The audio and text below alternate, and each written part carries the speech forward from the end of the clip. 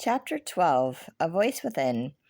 Lanoya peered into the back of a room with the drawing supplies. Rolled up, leaned against the paint, was her canvas. She growled, "All those colors will mess up my creation.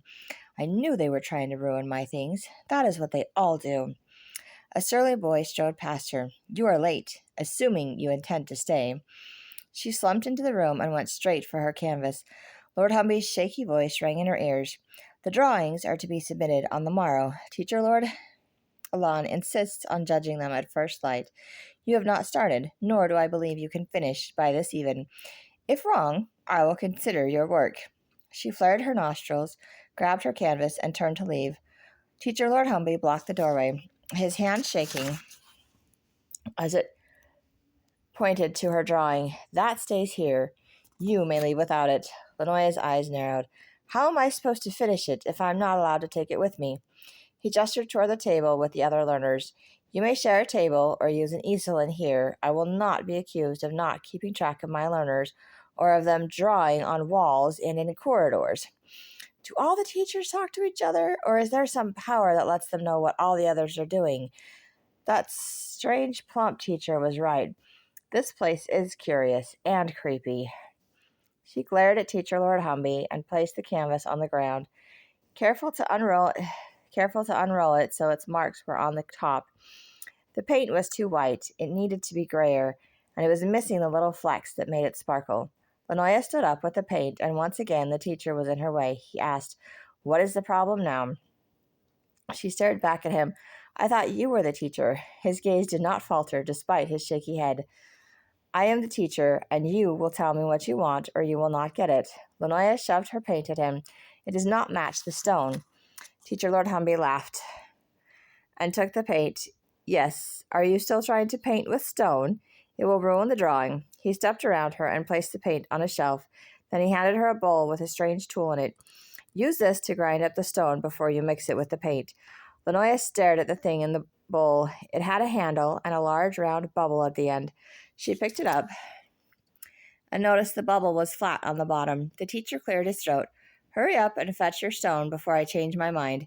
She scurried out of the room and headed outside towards the stables. "I still do not know how I am supposed to use this on the stone.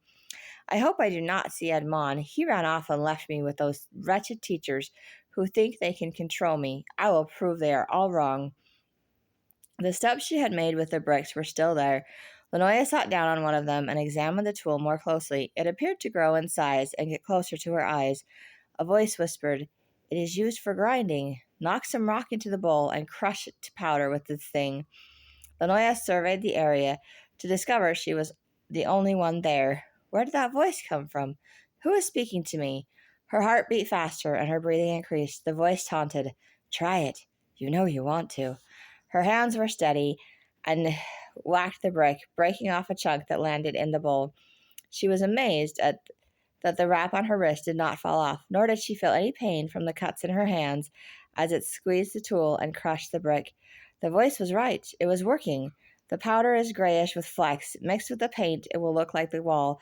And Teacher Lord Humby thought it could not be done. Or did he just think I cannot do it? He is the one that gave me the tool. Pain seared through her wrist, and she dropped the tool. The voice reverberated in her mind. "You lost concentration. Focus and finish the job. Ignore the pain. You can do this." Lanoya's mind raced. "That is what I do when I draw. No one else is around. Is this voice inside me? Is this real?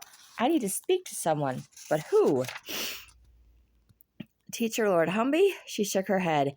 "He is supposed to be an imitator, but he does not understand. Teacher Lady Kitess? She understood without my having to say anything. I need to find her right after I finish this." Lanoya grimaced at the pain, but ground all the stone to powder anyway. A symmetrical man greeted her at the chapel. He pointed to her hand. "You may want to rewrap that, unless you want blood in your work." She turned her hand over, and the blood was barely visible on the outside of the bandage. You have a good eye. You have a good eye. Are you like Devon? Are you like Teacher Devon?" He chuckled. "I am Teacher Lord Zochi, the teacher of sharers. I have shared both a watcher's and an imitator's powers. I could help you if you like." Lanoya shook her head. "I am looking for Teacher Lady Kitess." He nodded. "Of course you are. Her lessons are across the hall from the meeting room. If I were you, I would wait until the mid-sun meal and not risk interrupting her." Tears welled up in her eyes. I need to know where the voice came from. Is it one of the teachers playing tricks on me? Teacher Lord Zoshi rested his hand on her shoulder. She felt something draining out of her. It was not suffocating like it was when Teacher Lady Melusa did something to her. My energy, it is leaving. What is this man doing to me? Lanoya's head was spinning, and her whole body was aching. She panted and glanced up at the man. He had an evil grin. Your power is strong and enticing. The energy it provides is exhilarating and irresistible. The views are magnificent and inspiring. Your power speaks to you and encourages you to use it. Lanoya jerked away and fell to the ground. You cannot have my energy. I will not let you take my life from me. Teacher Lord Zochi let out a cynical laugh. You are right. I can only share your power, and I cannot keep it. If you do not learn to control it, it will control you. He continued to laugh, as he left. Lanoya scrambled to her feet, leaving the bowl of crushed brick behind. She ran around the chapel to the palace gate. No hidden room or strange stones are worth all of this. I am getting out of here. Anywhere has to be better than here. Eustace stood guard at the gate. He should be easy enough to sneak past. I wish I could convince him to let me leave. He knows my punishment is to remain in the chapel, a punishment I do not deserve and refuse to endure any longer. She took a deep breath and exhaled. Eustace, the yard, and the palace gate were gone. A scrawny middle-aged man with wild red hair and freckles towered in front of her. She glanced around the room with several children, all observing this strange man. Where am I? How did I get here? The man smiled. You are here because I used my power to call you. Sadly, my learners cannot see you until they figure out how to use their powers properly. You are my lesson for this, son. Lanoya stared at him. Despite her efforts, she was unable to leave. She glanced down at the ground, only to discover her feet did not touch it. Although she was free to move, she could not go anywhere.